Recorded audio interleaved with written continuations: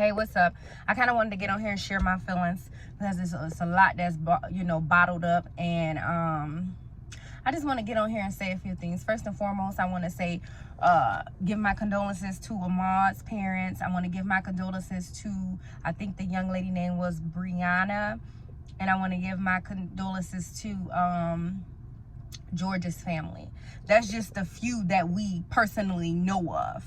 Now, I personally have been profiled and basically racially profiled, and I know what it's like to be in certain areas where I stay and you're racially profiled or pulled over just because you're black. And we know this is not, you know what I mean? We know that in certain areas, the suburbs, certain areas, because you're black, if it's too many people in the car, we know that there is a guarantee that you will be put over. That's why you got to make sure that all your stuff is right. So I just kind of wanted to give my condolences to them. But I just want to say that I'm seeing people post on, we got to stop black on black crime. Yeah, we do.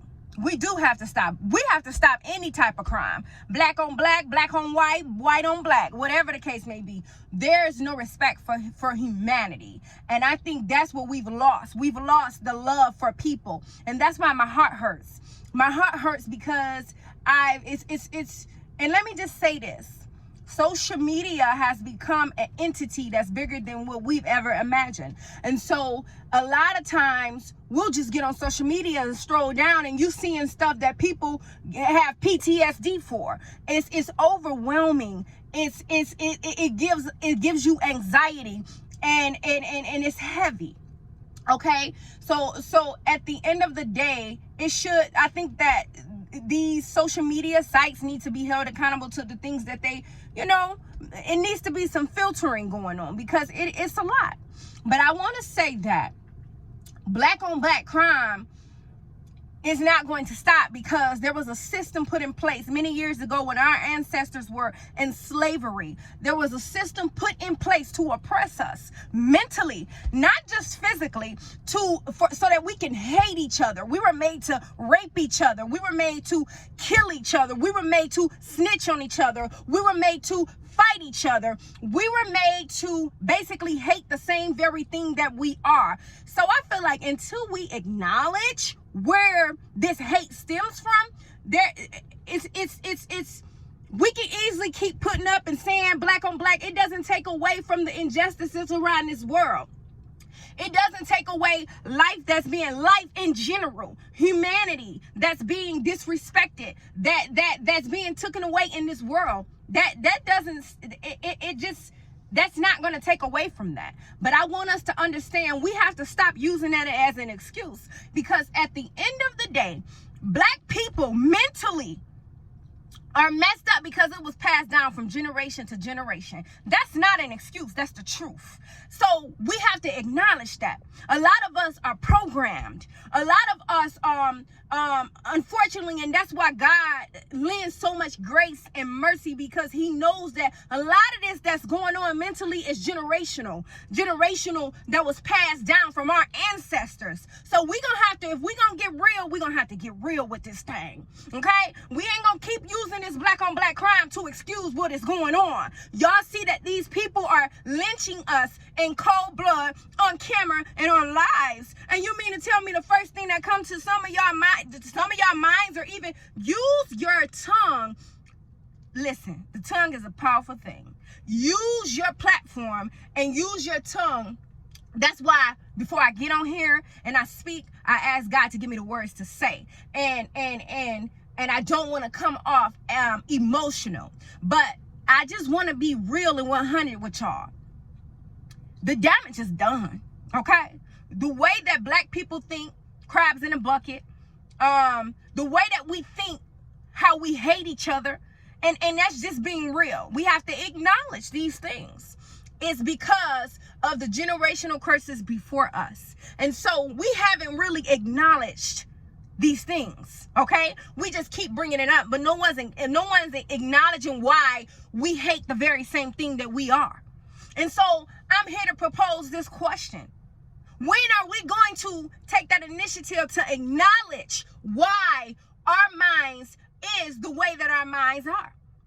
Why do black people, why are we so oppressed? We're oppressed because there's a system that is still working, that is in place, that has always been in place to oppress the black mind.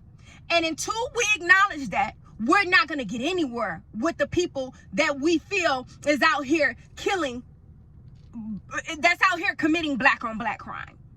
At the end of the day, no crime is justified when you're murdering someone. Okay? I just want to get that understood. I love all people. I have a love for humanity, for life, for animals, for people who have life. God gave a life to all of us. It's not about who's better. It's not about black on black. It's not about that. It's not about none of that. It's about what's right and what's wrong. And I watched a video yesterday of a woman getting slapped by a cop, punched in her face. And I literally started crying, because whether it was a black woman or a white woman or a black man or a white man or a Chinese man or a Korean or a Indian, who, whatever, Mexican, I would have still felt the same way. My heart hurts. It's heavy. It's heavy. It's heavy because I have a love for humanity. And when you have a love for humanity, it's certain things that triggers you emotionally. And you see that man put his knee in that man's neck, and nothing about you, it doesn't bother your spirit. You got to check your heart, man. Y'all better check your heart. We have been so programmed to where we are desensitized because of this social media stuff. Y'all better wake up and pay attention to what's going on. This is getting real. Life is getting real. And it's right in our face. Where do you hide something in plain sight, man? Y'all better wake up. This isn't a game. It's not about us. At this point, we have to stick together.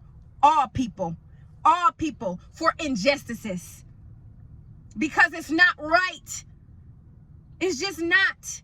And at the end of the day, this is our problem. This isn't a Ahmaud's family problem. This isn't a George family problem, a Trayvon Martin family problem. Yeah, these are the cases we see because the media push these cases in our faces.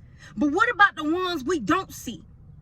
I personally have had an experience. What about the experiences? What about every time you see a cop, you stiff up? Oh, let me make sure. Because we have a disadvantage. And that disadvantage is our skin color.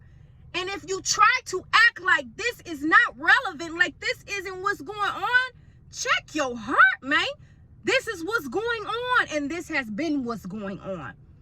The only thing we can do for the generation coming up after us is to educate them how important it is to create generational wealth, how important it is to sow seeds into their spirits, into their minds, and understand that everything is a mind state. So that's just my opinion on it. Peace, love, and light. Y'all be safe out here.